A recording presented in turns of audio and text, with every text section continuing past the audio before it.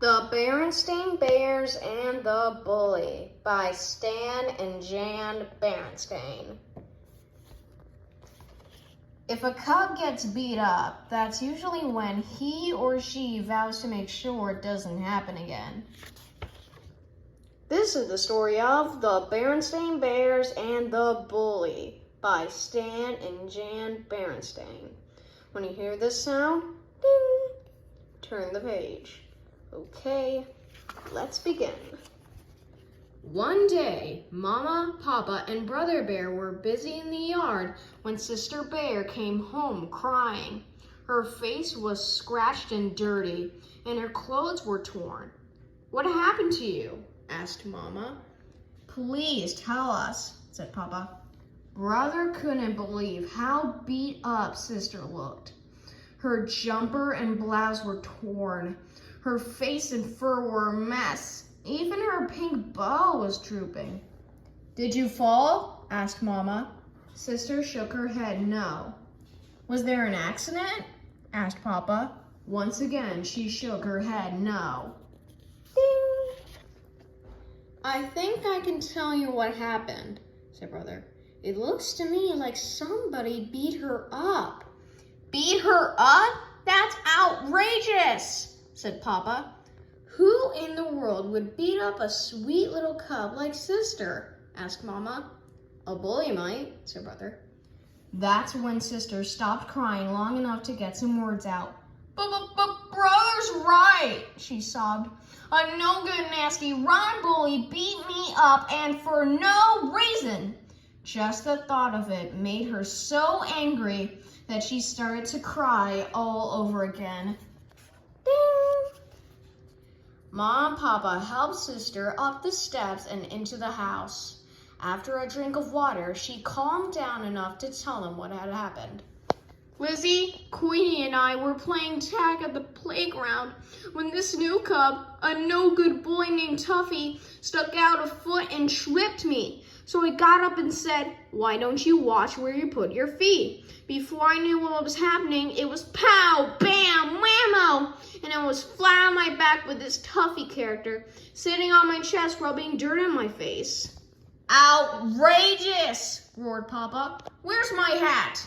I'm going over to that playground and—" Mama pulled Papa aside. "You're going to do no such thing," she said. "But something has to be done," Papa said. "Indeed it does," agreed Mama. "But right now we have to take care of Sister." She's turned to call, "Brother, would you please get me a wet washcloth? Where's Brother?" "Don't know," said Sister.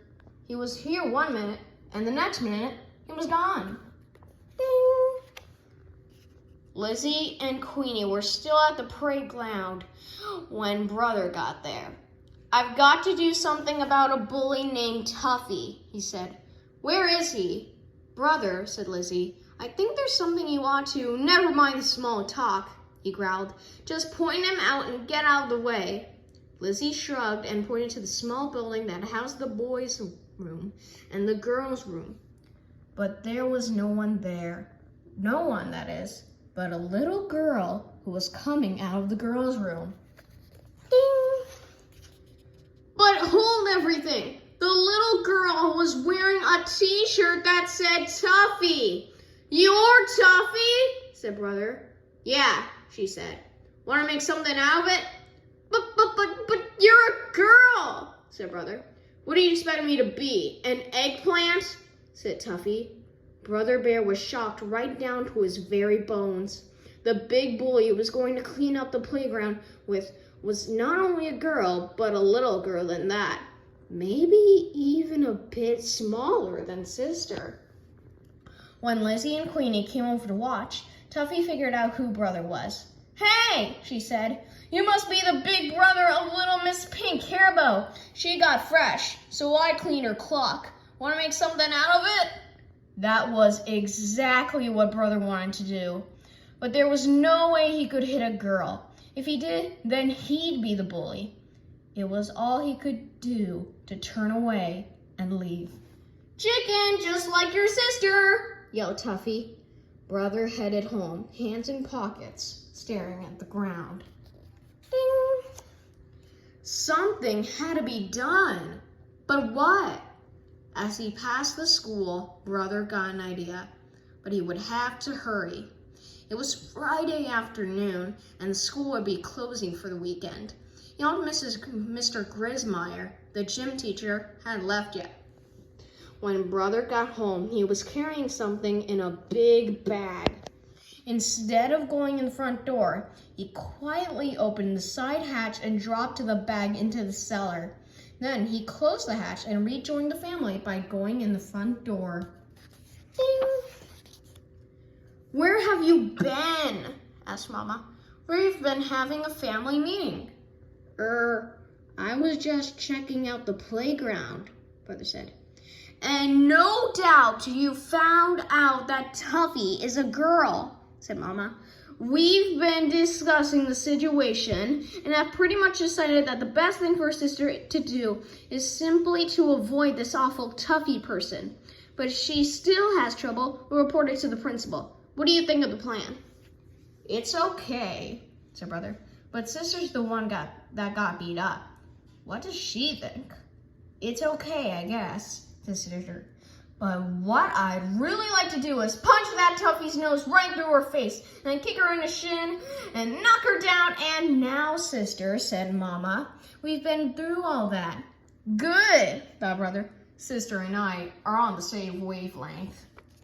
Ding! Before dinner, Brother passed Sister a note. It said, "Important. Meet me in the cellar at 7 o'clock.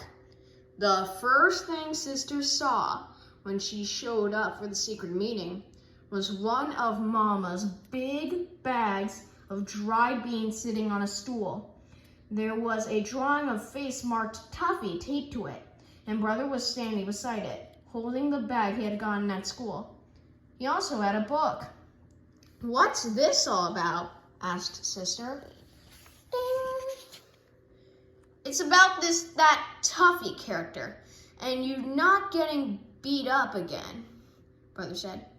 "Sounds good so far," said Sister. "Mama's bag of beans is a punching bag," Brother said.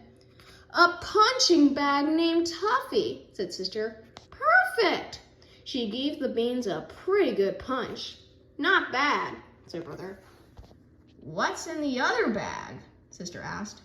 "Boxing gloves," Brother said. "And this book is called The Art of Self-Defense."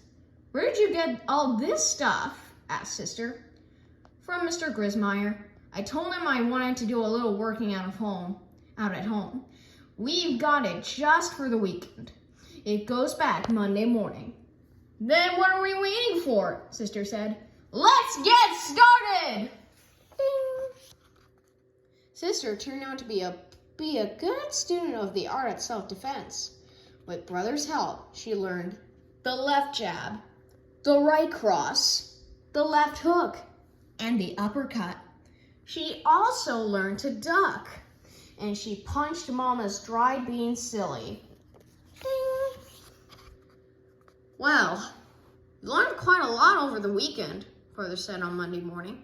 "But there's something very important for you to remember. You still have to avoid Tuffy. She's a mean little thing. She was even ready to take me on." "Don't worry," said Sister. "I can still feel where she socked me on the jaw." Sister did a good job of avoiding Tuffy. She avoided her all day Monday and all day Tuesday. But at recess on Wednesday, Tuffy did something so mean and nasty that Sister just had to do something. Tuffy was throwing stones at a baby bird that couldn't fly yet. "Stop that, you bully!" shouted Sister. "You'll hurt that baby bird." "Well, if it isn't little Miss Pink Hairbow," said Tuffy. "You know something? I'd much rather hurt you." Ding. She rushed at Sister with her hard little fists ready. But Sister was ready too. She had her left out and her right up, protecting her jaw. When Tuffy threw a hard right, Sister ducked, then put up her fist, and Tuffy walked right into it. That quickly, Tuffy found herself sitting on the ground with a bloody nose. Ding! And almost that quickly, one of the recess teachers swooped down on Sister and Tuffy, pulled them into school, and sat them on the principal's discipline bench.